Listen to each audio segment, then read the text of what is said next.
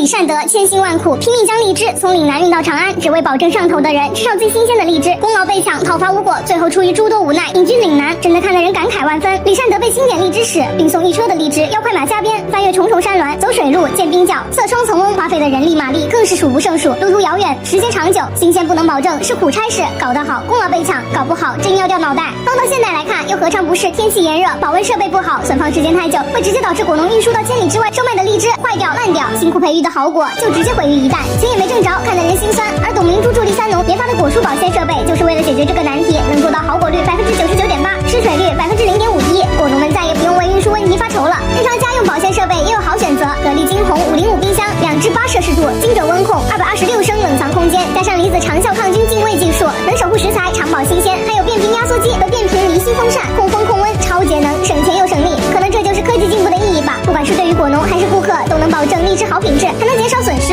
要是李善德有这神器，别说运到长安了，就是再来个轮回都不带怕的。